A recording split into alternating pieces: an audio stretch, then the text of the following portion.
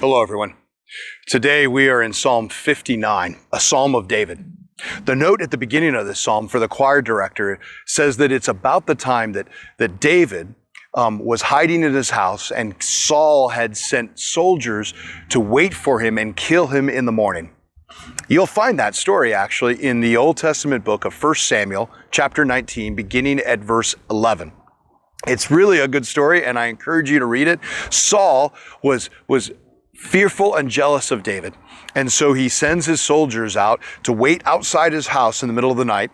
And so that when David wakes up in the morning and comes out, the plan is to kill him. Well, David's wife, who happens to be Saul's daughter, realizes what's going on and encourages David to flee in the middle of the night, which he does. I encourage you to read that story. But this particular psalm, while that may have been identified as the occasion for it, it would seem that the psalm was written about something else, a larger issue. It is a prayer written in the first person, but it seems like the author is intending for it to be about an entire community.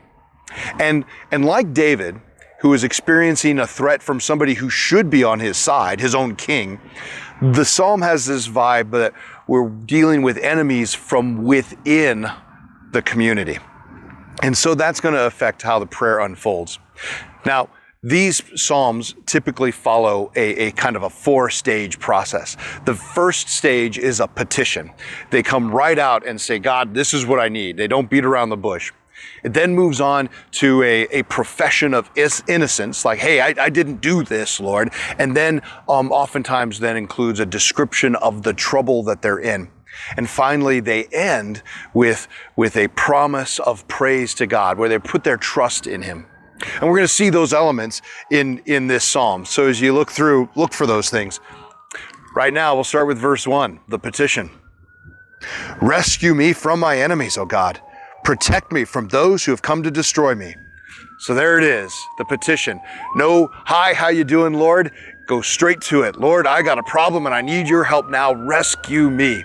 And then there's the profession of innocence, which picks up halfway through verse 3.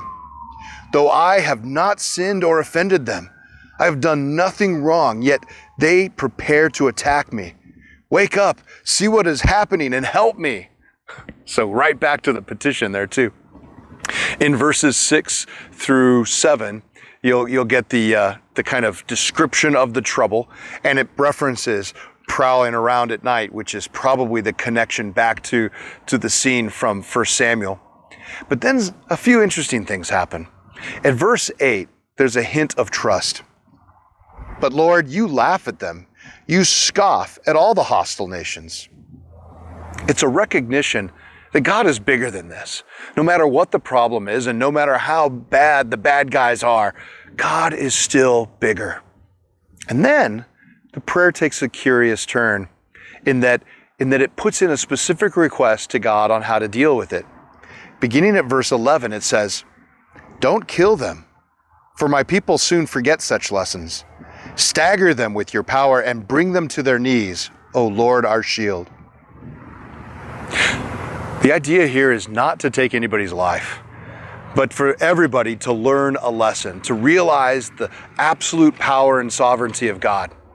So we get into verses 13 and 14. It says things about destroying these people and wiping them out, but he's not meaning that in terms of seeing anybody die, but it's about taking away their power.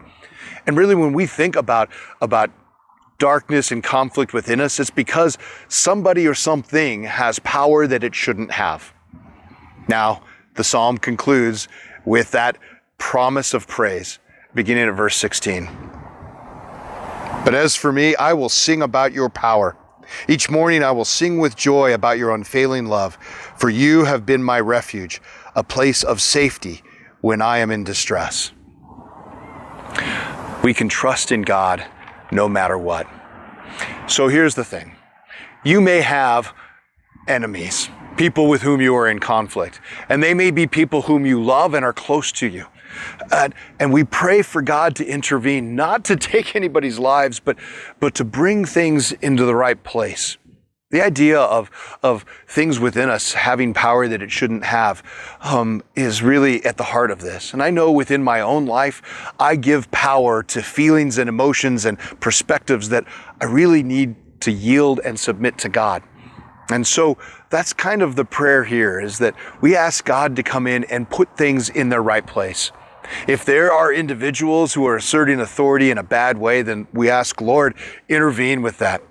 And if there are spirits within ourselves, perspectives that are steering us in the wrong direction, we ask God to not kill us, but to set things in their right order.